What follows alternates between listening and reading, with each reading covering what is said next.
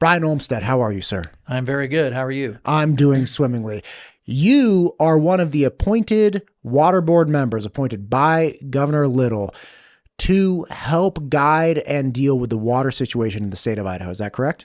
Yes, we implement the state water plan, and so I'm one of 8 from all over the state, and we try to do what the legislature wants us to do, what the governor wants us to do, and what we think is right for the citizens of Idaho. Protect and preserve our water resources, the most important resource that we probably have, maybe behind air. Right.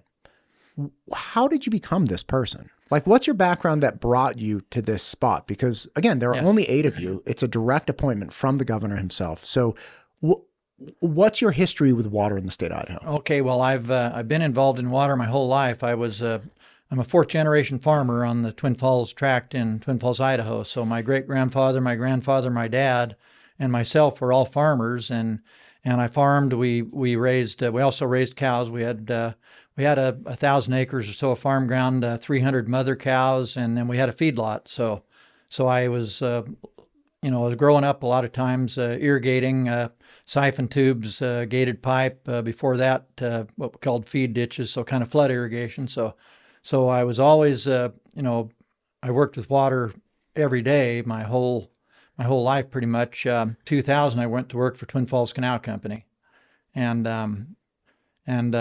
as a field supervisor, I worked for Vince Alberti, who was the manager at the time. So I was, I guess you'd kind of call it the number 2 or 3 in the canal company, which is the biggest canal company in the state. But after 8 years working with Vince, I was promoted to manager of the canal company. So then I was directly involved in all the maintenance, all the delivery, all the lawyering. All the lawsuits were starting with the water calls, and so I was a water delivery guy, a construction guy, and a lawyer essentially for 14 years. Then from 2013 to 2020, 2008 to 2021. I was the manager, so directly involved in all the issues with the water that we've been that we're still dealing with, and right. Not that they started then, but they all came to a head in the early 2000s with the drought years. So what happened? So in the early 2000s, we start having contractions in water supply, natural water supply. What happened at that point? Well, can I go back into history a little farther? We got as much time as you want, sir. So first of all, a couple caveats here. Bring this just a tad bit closer if you wouldn't mind. Okay. There you go. There you go. Perfect. So I'm one of 8 members on the water board, and so everybody doesn't have to agree with what I say. I mean, we each have our votes in the water board, but we agree on a lot of stuff, and we're all working for the better of the Idaho. But if you go into history, I mean, Idahoans have always fought over water. We live in a desert. Most of our water is coming from Wyoming. So if you're close to Wyoming, you get your water first, and if you're farther from Wyoming, then you're down the list a ways. So starting back in probably the 1870s, the early Mormon pioneers were diverting water in the eastern Idaho, Rexburg and Idaho Falls area, where the rivers were near the surface, and here in Boise, they were diverting in the Garden Valley area and places where it was easy to divert the river without a lot of technology. But so even then. If you had a neighbor that went above you and diverted the water, then you didn't get any water. So the early water fights were just a matter of who was upstream. But the territorial legislature in, I think it was 1881, then passed the priority doctrine, prior appropriation doctrine for the Idaho Constitution that said that whoever was using the water first has the senior right on it. So if there's a time of shortage, then the senior gets his water first. So that theoretically would solve a lot of water fights, but it really doesn't, because you still, there's got to be an agency to enforce that. So there's always been fighting between farmers over water, and it's generally been upstream versus downstream, and so they started building the reservoirs in the early 1900s. I.B. Pryan built the Milner Dam near Twin Falls that started the Twin Falls tract, and a few years after that, the Minidoka Dam, the Jackson Lake Dam. 1921, the American Falls Dam. So the problem was we're getting the water out of Wyoming, which is melting snowpack, And that mainly comes down in May and June, and then by July and August, it's starting to dry up. So the only way to extend that irrigation season so people could grow long season crops, which we have a good long irrigation season in Idaho, was to build reservoirs. So from 1902 until about 1976, we built reservoirs to solve these problems. So we didn't have to fight near so much because everybody could have water all summer long because we could store the snowpack and capture all the water coming down out of Wyoming. And Wyoming couldn't divert much because it's just too high and too cold. So they didn't have a lot of need for water. So that's how all the fighting started. But then 1976, the last reservoir that the Bureau built to solve farmers always want more water. You're never going to find a farmer that says he has enough water. You always want more water if you're a farmer in the desert. And this isn't just true of Idaho, but anywhere, any state in the west of Mississippi. So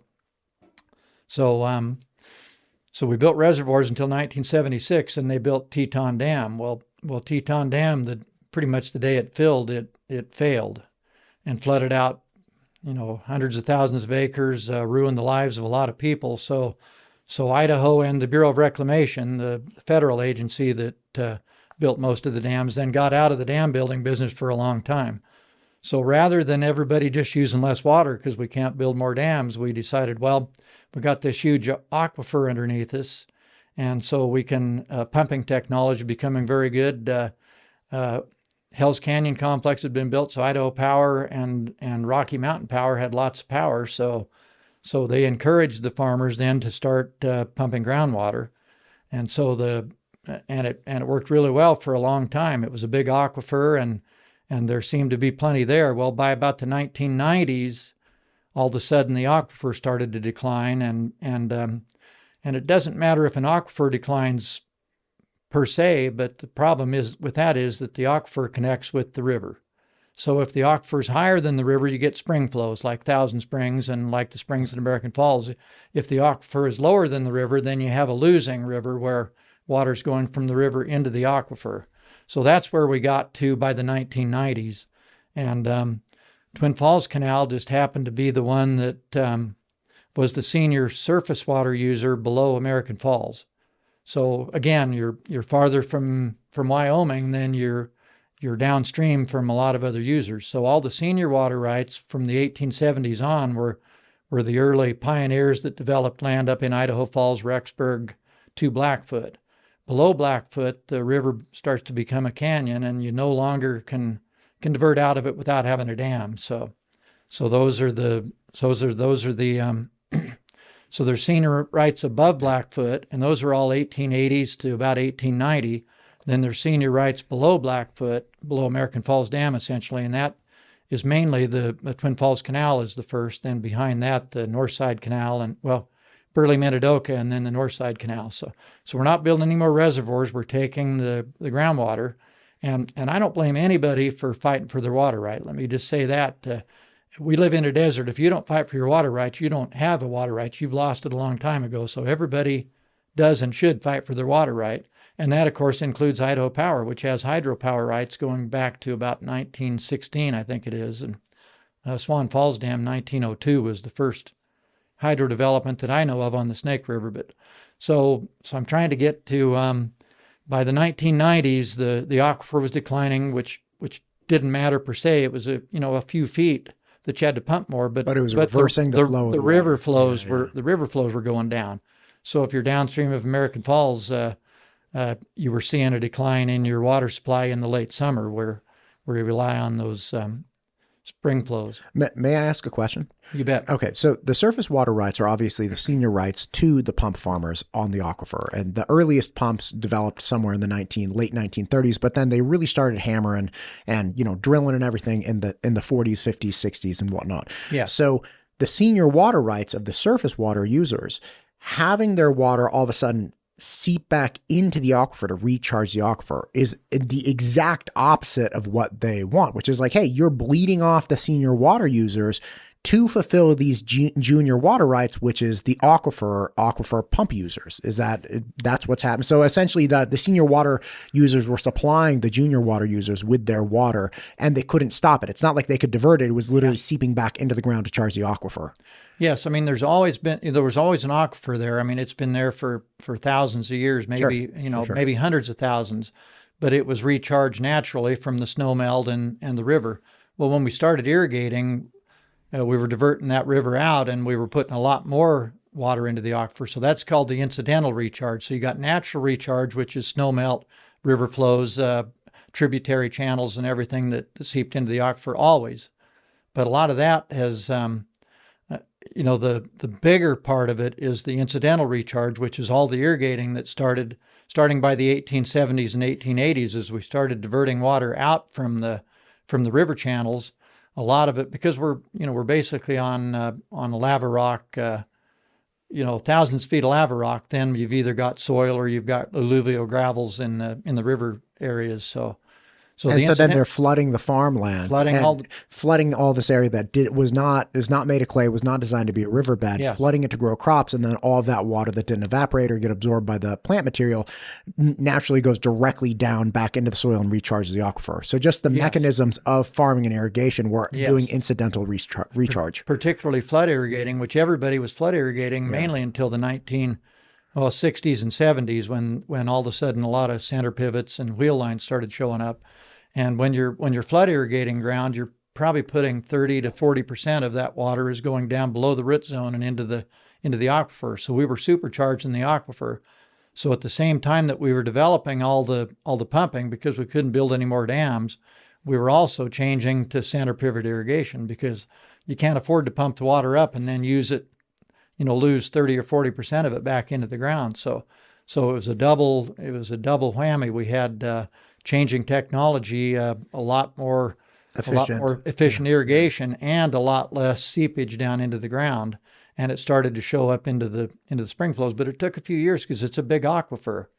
So it really wasn't until the 1980s, 1990s that senior users downstream started getting very alarmed that we're going to be running out in late summer if we don't make a water call and on the junior groundwater users above, that are upstream from us.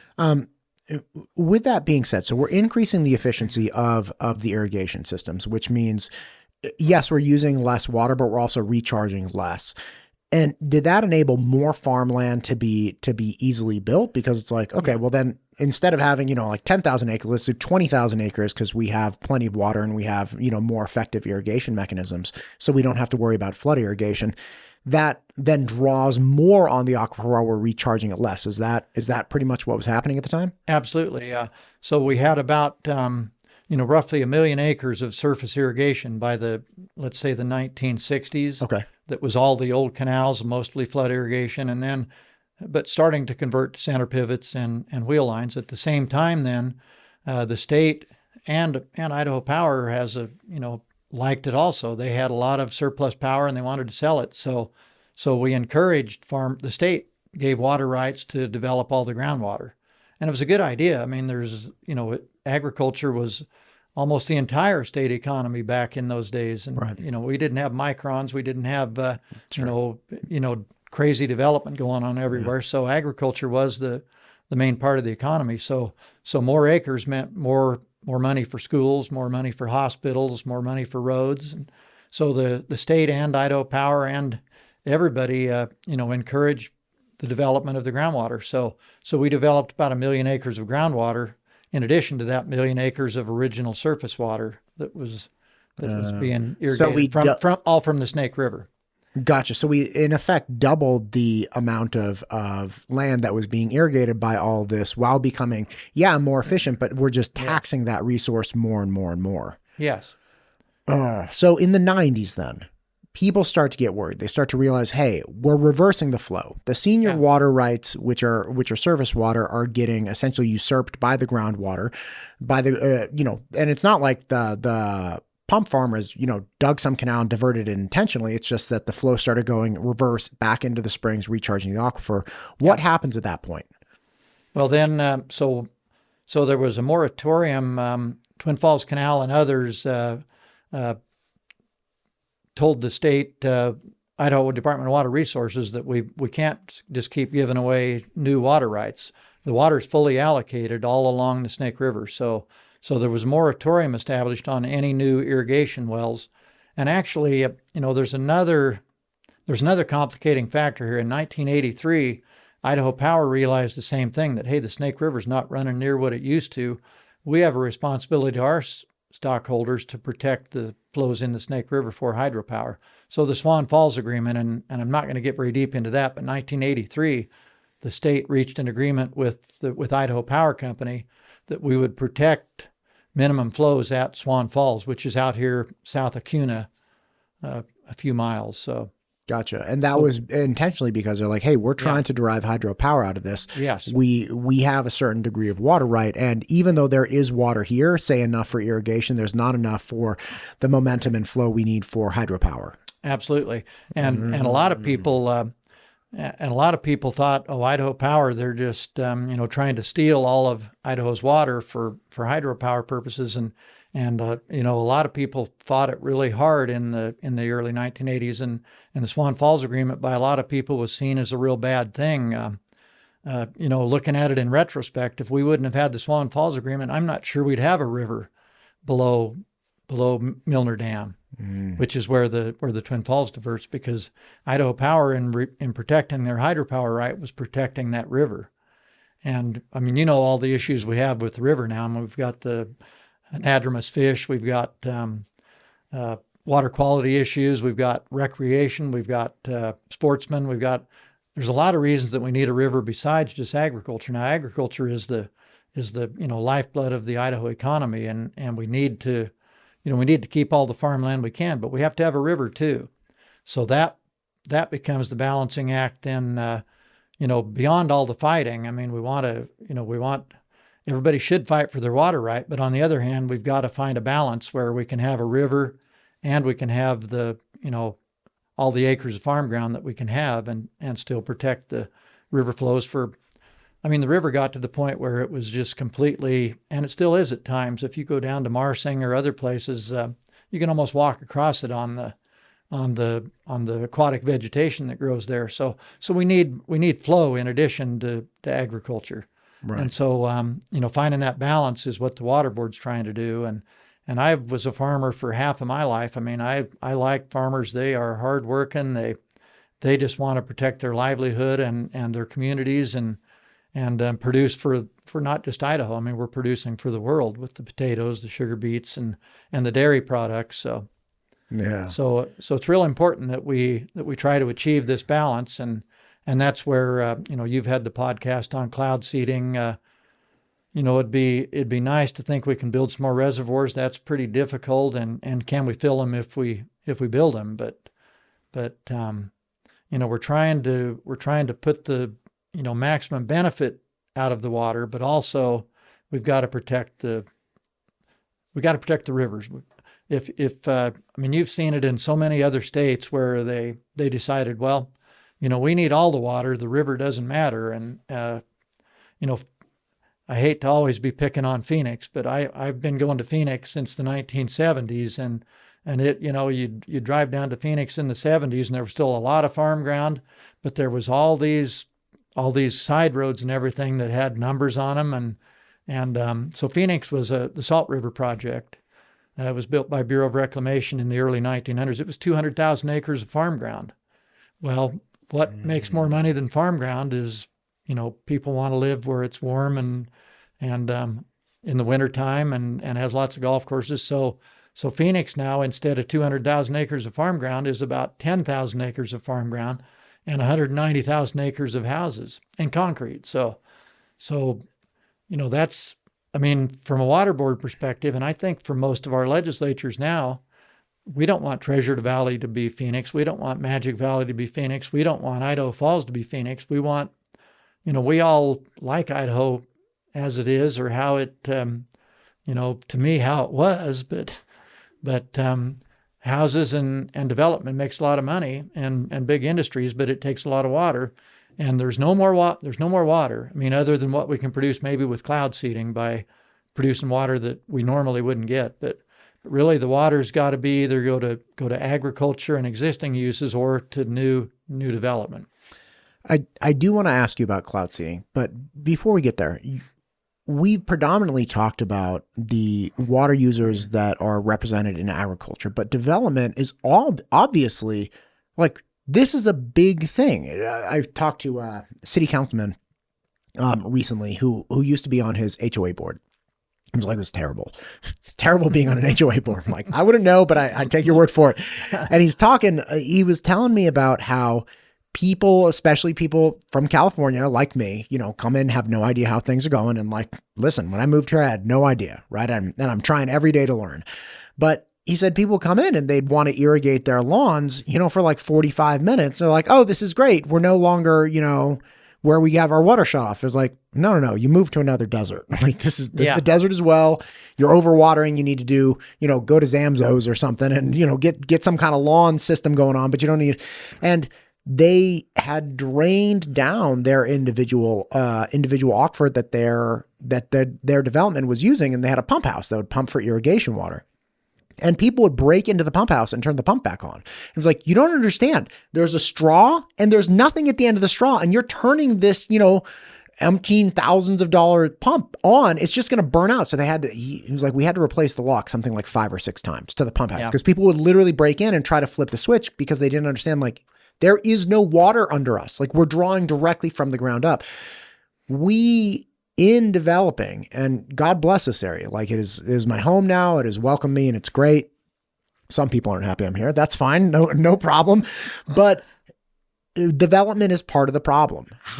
When you have developments popping up that will forever need water, like there's no period of time in the future at any point where my community does not need water. We don't need to produce water from somewhere and we have our own utility system. Fine.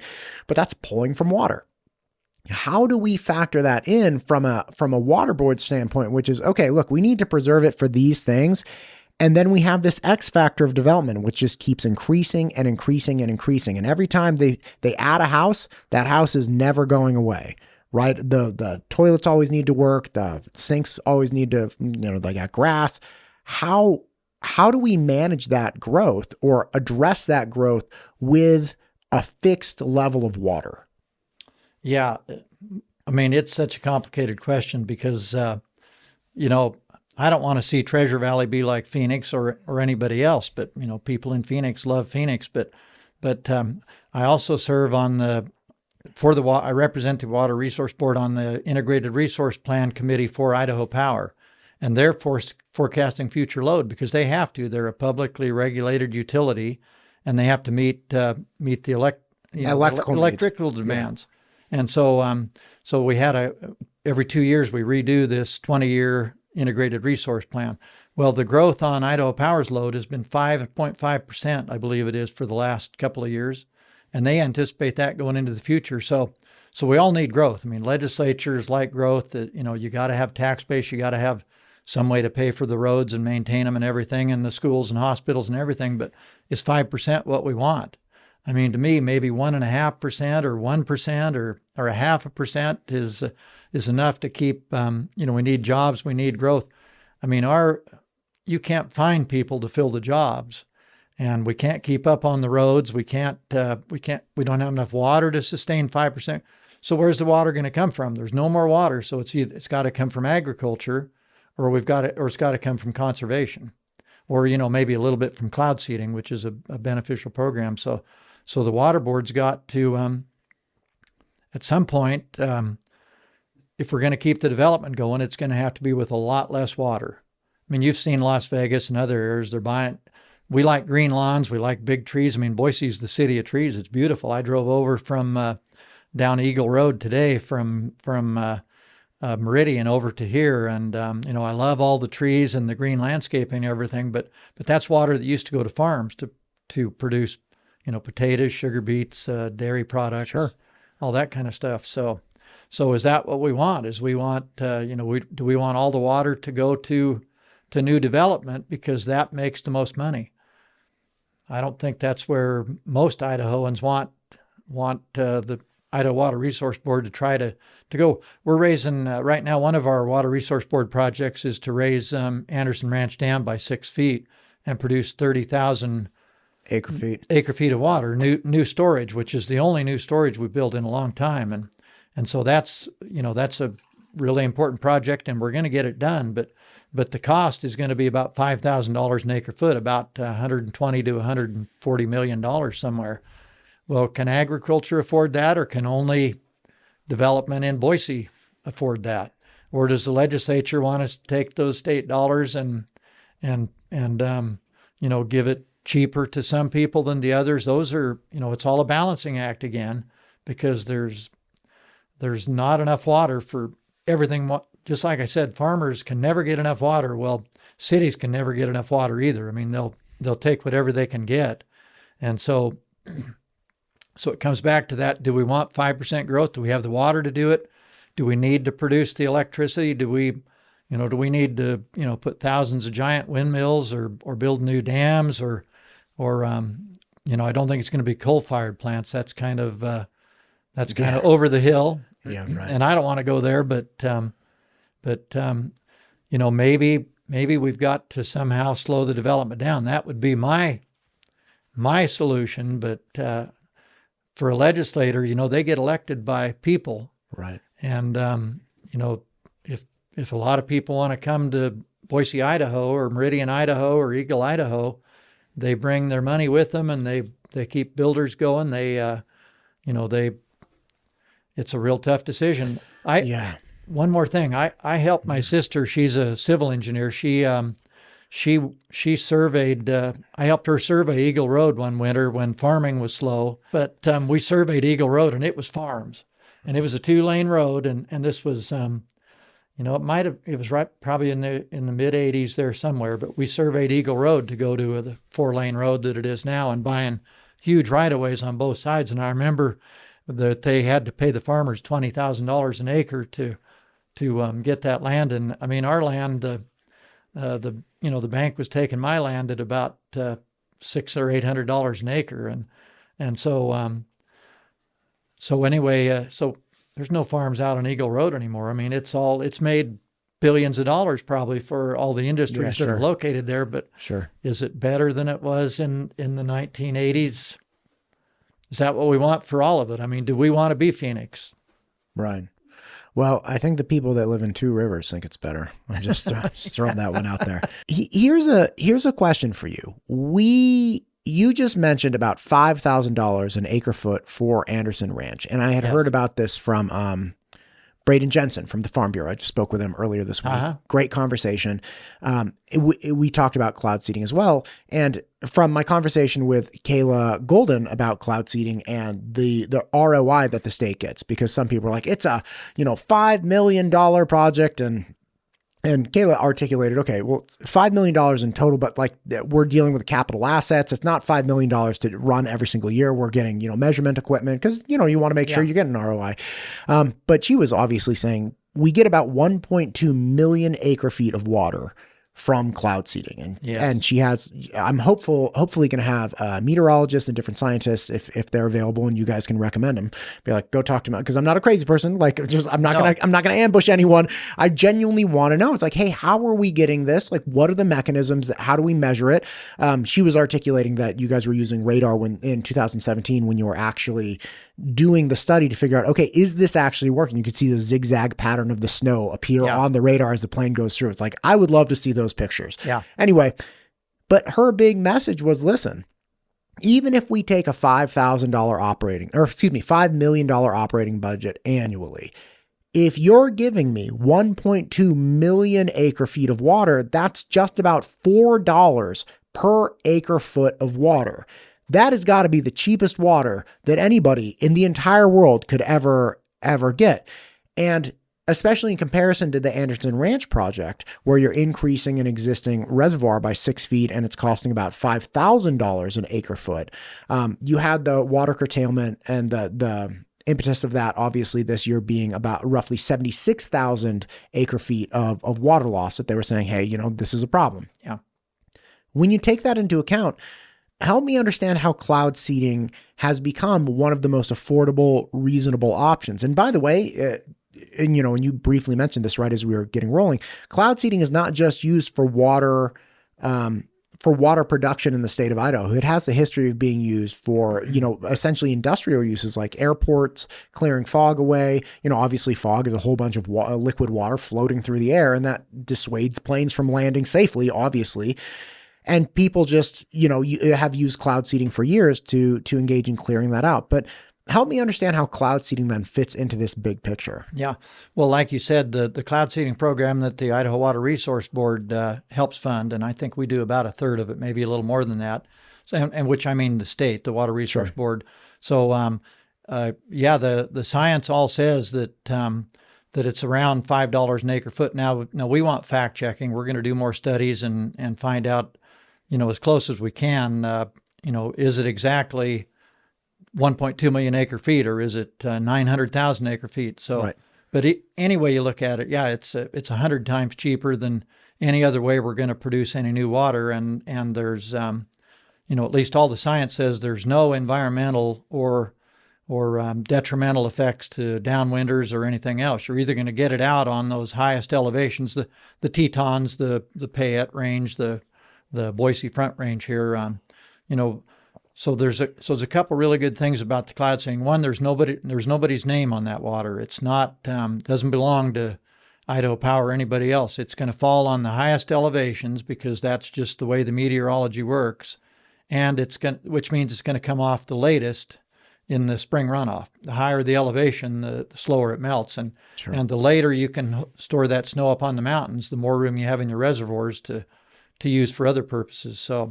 So that's really good on the cloud seeding. The other, it's absolutely a critical part just to stay even with what we're using more water every year than what we're producing. I can't say that because there are years when we send quite a bit of water down the Snake River into Oregon, who has a lot more water than we do. But I think this last year we sent about 600,000 acre feet downstream. So new reservoirs could help with that, but if we can store it up in the snowpack, even better. And then the other program that the Water Resource Board spends a lot on is our aquifer recharge program. So I mentioned that we built all these reservoirs from 1902 until the 1970s, but the reservoir that holds 20 times more than all those others together, or maybe 100 times more, is the Snake River Plain Aquifer. Or in, Treasure Valley Aquifer, any of the aquifers, those are a huge reservoir. Now, if we can store water in American Falls Reservoir, I can tell you the day that I want to get that water. If we store it in the aquifer, it's a little different. It's going to come back to the Snake River, but we don't know exactly the day or the exact location it's going to come out. But we know it's going to come out. So then we use the reservoirs to facilitate how it's delivered. So the cloud seeding put, more snow up in the highest elevations. The other thing, in the high elevations, there's no rangeland. There's not much trees. It's mainly up on the rock is where you're getting a lot of it. So that's going to make it to the rivers. If you have snowfall out on the Shoshone Desert, some of it's going to make it to the aquifer, but a lot of it's going to be used by the sagebrush and those things. So gotcha. But we can put water into the aquifer with our recharge program at somewhere from $10 to $50 an acre foot per acre. So, 50 is expensive, but we're 5,000 on trying to raise a reservoir, and it's going to be the top of Anderson Ranch Reservoir is going to be the junior water right on the Boise River system. So it's not going to fill every year. It's only going to fill in the years when we have excess water. When we have excess water. So the aquifer is the cheapest reservoir, and the cloud seeding is the cloud seeding is the cheapest reservoir up on the surface, and the aquifer is the cheapest reservoir under the ground, and we got to use them all we can. For cloud seeding, you guys use silver iodide. That's the program that you engage in. Winter months, high altitude, zigzag patterns, trying to increase snowpack, not stuff. And, people talk about checkerboard patterns or hashtag patterns all summer. And again, that's not a program you're engaged in. And if that's a program that somebody knows about, that's actually a program of doing something, I'd be happy to understand what that is. Yeah. But one concern people have that are saying, okay, look, let's take you at your word. Because there are a lot of people that are anxious about this and don't believe the government. They're saying, okay, look, let's take you at your word that you are in fact using silver iodide. But silver iodide can be a problem, right, in certain levels. Now, silver iodide is used in, for instance, antimicrobial ointments and other things. So we already use this chemical in medical applications to, save people's lives and get them healthier. Theoretically, if you wanna give the medical establishment that credit, fine. But bottom line is there is the ability to say, hey guys, look, we use this chemical, we use this compound, we use silver iodide, and we use it at very small levels. But yes, at too high of levels, silver iodide can be bad for you, just like, like bleach or chlorine. We use chlorine to treat our water, right? And at too high levels, we had a chlorine issue in our water system. I think it was like a year or two ago, and people poured out a tap like, oh my gosh, it smells like chlorine. And sure enough, there was something, and they came out and fixed it. Okay, great. But the bottom line is, if people are concerned about it and they're saying, hey, even if it's okay 1 year, it will build up. The good news is we could just test the soil and water, just like we would test soil for chlorine or we test soil for pesticides that get sprayed. It's like, hey, you can grab some earth, right? Grab it for wherever you want, take it to a lab, test it, and find out if there's this accumulation of silver iodide that is, concerning to you. This is not, it's something that anybody could do. Right. And it's something that obviously it was communicated to me that Idaho Power, as well as the resource board, obviously was testing in control areas where they're like, this has no effect from cloud seeding. Let's test the soil here. Let's test the soil where in the cloud seeding runoff area, there is no measurable distinction there. And if people don't believe that, they have the capacity to say, hey, let's just grab some right now. Grab some runoff in the spring, grab some soil from wherever you want and go test it. That's the thing that people could do, right?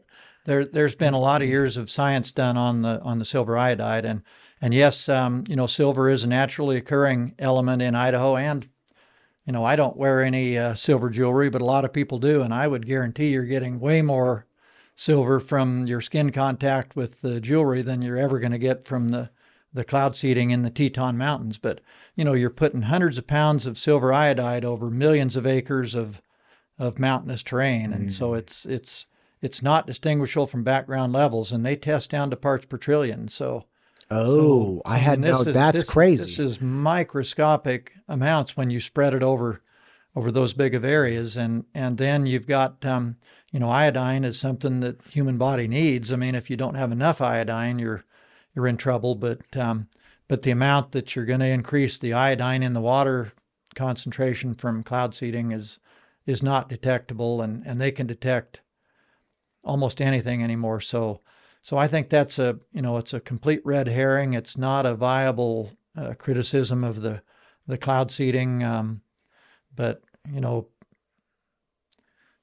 that's, I try to go with the science. I mean, other people go with what they hear on social media or what they just believe, that we're trying to put toxins into the atmosphere, but it's very well researched and scientifically driven, and the benefits, if you live in Idaho, you're using water, and we're using more water than we have. And so if there's a way that we can produce more water, then we need to try to do it, as long as we can do it safely and scientifically. Sure. Absolutely. Here's a question for you. With the clouds that you seed flowing over Idaho, presumably some of those clouds are going towards Wyoming. Does Wyoming ever get mad that, like, we take water that, who owns the clouds, right? Like, I don't know who, what's the legal precedence here with, okay, there was this cloud floating east and we took a plane and zigzagged through with some silver iodide flares and got a bunch of snow. We squeezed the sponge, essentially, got the snow down on us, and then this pathetically depleted cloud floats on to are they upset about that? Or is there senior and junior water rights in the sky? Well, there's been a lot of research done on that too. And, you're from California, but being a farmer, a lot of times I've gone down and vacationed in the Death Valley area in the wintertime because it's real warm and not too far away. And Death Valley's right on the downwind side of the Sierra Mountains. So you got the Sierra Mountains, 12 to 14,000 feet high and you got Death Valley at sea level, it doesn't matter how much clouds come onto the Sierras. If that snow doesn't fall out on those Sierras, it's not going to fall down in Death Valley. For Death Valley to get moisture, it's got to come up out of the south because generally clouds, by the time they get over a high mountain range, they're depleted. They're going to go all the way to once you get into eastern Wyoming, then you've got moisture coming up from the Gulf of Mexico and you might get storms going again. But so that's one reason why downwinders are not, it's not legitimate to claim that you're taking water from somewhere downwind. If you don't get it out on those high mountain ranges, it's not going to come out until it gets replenished from somewhere else. The other reason is most of the water in Idaho, I told you, in southern Idaho, comes out of Wyoming. So the Teton Range is the front sides in Driggs and the back sides into the Jackson Hole area. It doesn't matter which side that snow falls on, it's still going to come down the Snake River. So Wyoming supports the Idaho cloud seeding program and encourages it and even puts some money into it. You get farther north into the Clearwater, the Salmon, the Lemhi, we're investigating cloud seeding up in those areas, and the back side of the what's the mountain range? The Bitterroots, I think it is, that are between Idaho and Montana.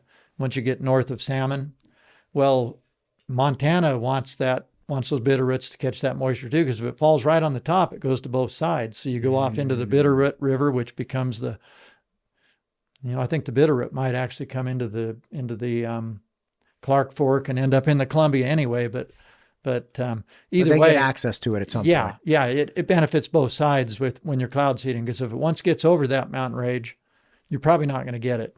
And so bottom line is, if you can engage in it, it's going to benefit everyone, right? Because like Jackson Hole benefits from, skiing and recreational use of snow and water and things of that nature.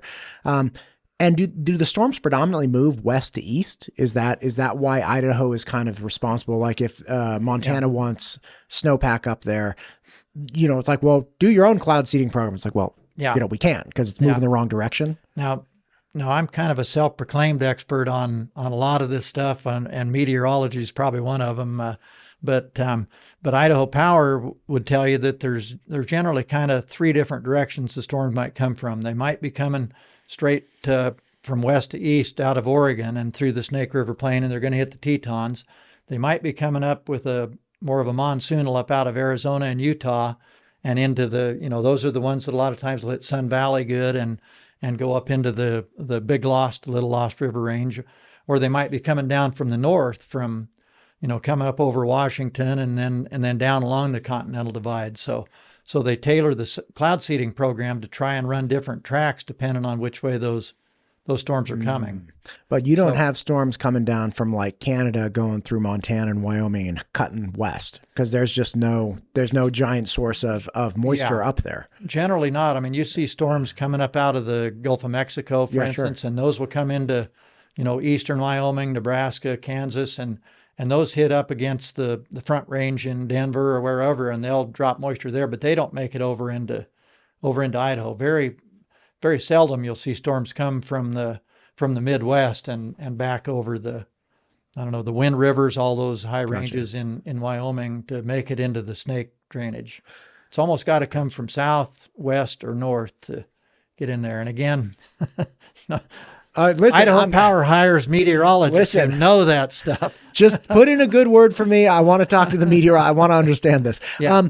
Listen, I'm a dummy with this stuff. So taking everything you've said into account, where it's like, wow, every single, like at my wedding, the gentleman who was the officiant, wonderful friend of mine, and he's a farmer, and we did a water toast, right? He was like, listen, as somebody who grows things, there's nothing you have that's more valuable than water. And he did the water toast. And I was a young man at the time. I was like, that's interesting. Now, obviously, older, like, yeah, that seems like a beautiful sentiment and idea. Taking that into account, we flushed like 600,000 acre feet or some astronomical amount of water down river this year. So how does that work? Because was it that the water was coming too fast and we didn't have an immediate use for it? We didn't have a sufficient recharge program. Were we trying to help salmon? Like how does it that we have this year of all years, when we come into a wrangle and, we have the water curtailment, but then people are like, well, they already flushed 600 or whatever astronomical amount of water, downstream. They don't even care. The conspiracy people get very worked up about this. They're like, well, if we have so much water that we can be flushing it, you can't actually believe that, we have to stop. We have to, have water curtailment or dry up farmland based on these water rights. So like, how does that work? Well, Mother Nature did pretty good for us in the, into the Tetons and particularly the southern drainages this last year. You saw Utah had, near record snows. And so that came up from the south and got into the Salt River Range and the Portneuf and the Blackfoot ranges. So we had real good snowpacks there. The Henry's Fork, which is, Grand Targhee and on north from there, not so good, but still near 100%. So the reservoirs had carried over pretty good from the 2022 snowpack. Okay. So we had pretty good 22. So we had real dry years, 20, 21, 19, 20, 21, I think were the driest, and 22 was starting to improve. 23 was a good snowpack, and into the spring of 24. So we had more water than the reservoirs could hold. So we're trying. That's our recharge program, is to try and take those about every other year. We have, if you go on average, about every other year we do have enough water, and about 1 year out of 2, but it seems like more like 1 out of 3 lately. So we're trying to build more recharge sites. In fact, we've built 3 in the past year up in eastern Idaho, and working on at least 3 more right now. With the legislatures have been giving the water board a lot of money to try to build new recharge sites. When we get that 600,000, the river needs a flood. That's good for the water quality. It's good to flush out all the sins from previous years. But if we could have taken even 200,000 more of that and gotten it into the ground, then we could enjoy that benefit this next year. So the bottom line was, it sounds like what you're saying is, hey, we had a surplus. We had more than we could physically store. And because of that, we had to let that water go. And that's not to say that naturally there aren't benefits to letting some of that water go with, whatever it might be. But, grabbing a portion of that, we just need more storage facilities, right? Be that like, if you had a 200,000 capacity reservoir that you could have just snapped your finger and got, that would have been great to grab 200,000 of water. Yep. Yeah, this would have been a year where we could have filled that extra 200,000. Say if we could rebuild Teton Dam, which there's talk about that. That's, again, that would come into that $5,000 an acre foot range, which is way more expensive than trying to recharge it into the aquifer. So at least my thought is we got room for several million acre feet in that aquifer any year if we can build the recharge sites to get it in there. So we built, I'd have to show you pictures, but we've built a couple of real nice ones in old gravel pit areas in the Idaho Falls area. We're working with injection wells. That's another one that, some people are real scared of the injection well concept for putting water into the aquifer, but it has to be done scientifically. It's got to be, good clean water that you're putting in. It's got to be put down far enough that it's below where people might have drinking water wells. But a very inexpensive way to get water into the ground. We built a 40-acre recharge pit this fall over in the Ryrie area that will recharge hopefully about 10,000 acre feet per year. So if we had 20 of those, then we could do 200,000 acre feet in a year like last year when we had 600,000 go down. Our water board goal is to try to get 350,000 acre feet on average per year. So that means if it's every other year we're going to get it, we got to do 600,000 in the good years. Right. So we're trying to address that because the river needs a flood, and generally when you get a flood, it's a big flood. It's kind of all or nothing with snowpack. You either get a lot or you don't get enough, or you get average. Well, in the ones where you get a lot, like last year, we got to try to capture a lot more of it so we can average that 350,000. And back to the cloud seeding, I heard from one sportsman and a good guy.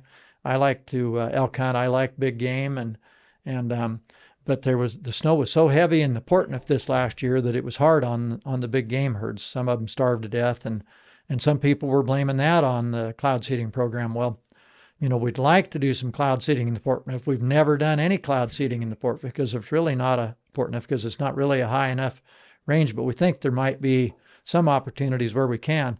But the cloud seeding program has another cutoff. If you get above 120% on a snowpack, you don't do it.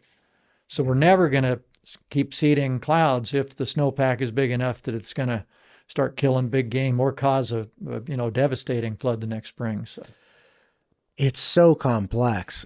It's so and every time I have another conversation, it's like, of course I have no idea. I'm like sitting in this room all day long, just chatting with people. It's like, of course I don't know all these nuances for the recharge sites. So you have essentially the gravel pit or the seepage recharge is a large square foot area, right? You were mentioning 40 acres. You have a large square foot area that's essentially like a giant permeable substrate that allows water to come in and then seep at its own pace down. And your job then would just be to flood that area for a duration of time and let as much water seep down. Yeah.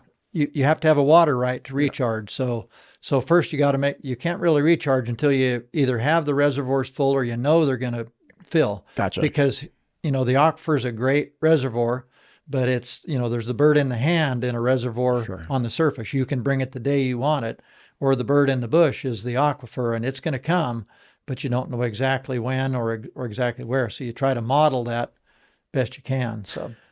You were saying injection wells. I'm not familiar with this.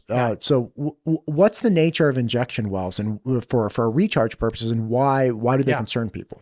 They've been doing it for quite a few years. The general concept is if you're in like in the Idaho Falls area, it's very gravelly soils. So, and that's why there's so many gravel pits there. But if you can just clear the topsoil off and get to that, what we call pit run gravel, it's usually a large aggregate gravel. Water will seep through that very prolifically, and it's filtered pretty well because that's how basically, anywhere on the Snake Plain, we're drinking canal water essentially from all the incidental recharge. So if it goes through a lot of gravels, it's well filtered. It's pretty darn safe. I mean, E. coli, those type of things don't go through a lot of gravel and lava rock and still survive. If you're injecting down, and if there was E. coli in that canal, and you put a head gate in and you drill a 20-inch well down 200 feet into the aquifer, then you want to case it down that 200 feet. So you're putting that water and there might be some bacteria in it but they're down there at a level where nobody's drinking it, and it's going to be filtered then in that lava rock as it moves back towards the river to come out of the spring somewhere downstream. So this is really interesting. We have a naturally occurring filtration mechanism that's essentially like the membrane or the barrier to get to the storage, or even in fact part of the storage, because the aquifers are representing lots of different soil types that are very permeable. So what you're saying is you essentially break that filter seal with the injection well. And if you break that filter seal and that water exits at the point where other people are drawing up, then because that seal is now broken, then you could literally be pumping dangerous things back into it. So you have to pump it into an area, to a depth, to a location, wherever it might be, that the water coming out of that pipe that gets injected has to naturally go back through a filtration process instead of perhaps vertical, maybe vertical, but also horizontal, where it's like the injection well's here and then the well that's drawing up is over here. So then the water has to travel horizontally or up and down a little bit, but has to travel through some degree of natural filtration mechanism. Absolutely, because lava rock and gravels are a very good filter. I mean, here in the city of Boise, you're probably filtering Boise River water largely for what you're drinking. I'm not sure if you have wells up here or we have some. I think we have a pump. Yeah. But most people, you're either most of Idaho, you're drinking well water, which is water that you're pumping up out of the aquifer, and generally it's very safe because bedrock and gravels and those kind of things are good filters. And generally the water that we're trying to put in is, if you're putting in canal water in Blackfoot, for instance, that water was in Jackson Lake 2 weeks before that maybe. So pretty good, but you don't want to take a chance on if there's a diesel spill or anything like that you're putting that down into the ground. So you have to have monitoring wells with every injection well. So you're monitoring constantly to make sure that you're not not putting some in that won't be filtered out by the.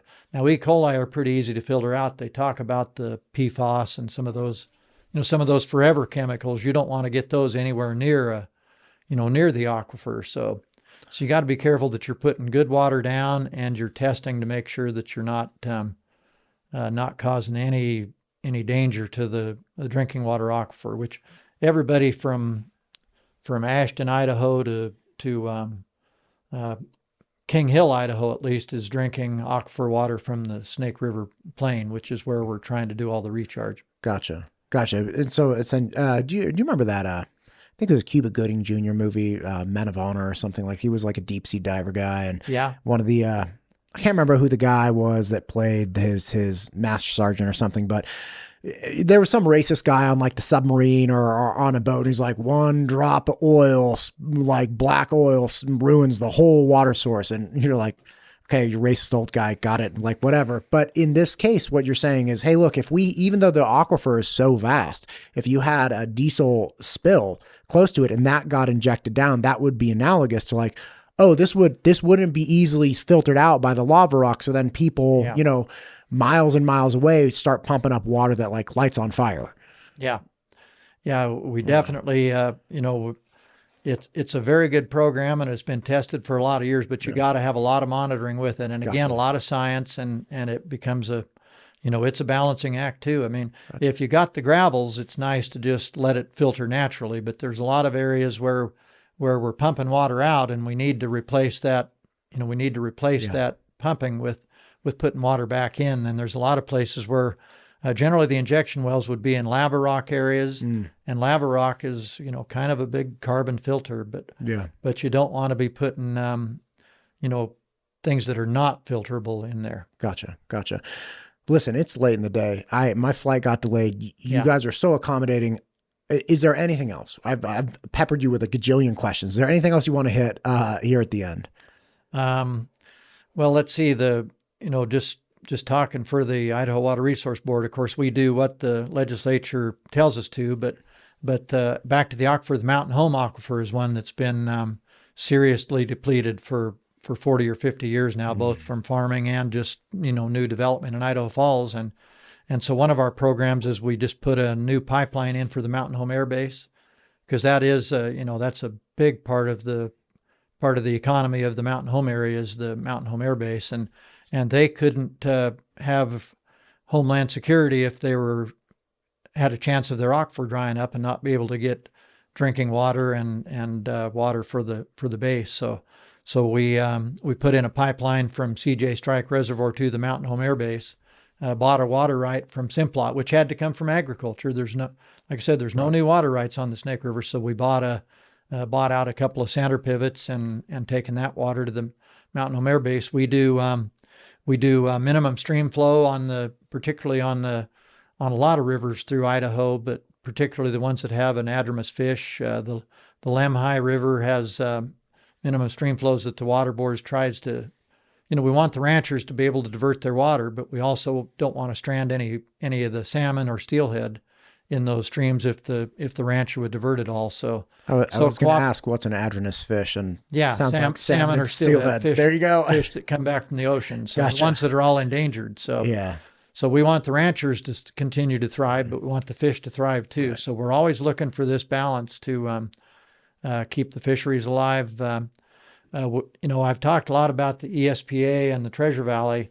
We have water problems in North Idaho too, if you can believe it. They get probably 3 times the rainfall that we do down here in the south. But the Moscow area has a depleted aquifer. The Spokane area has a depleted aquifer.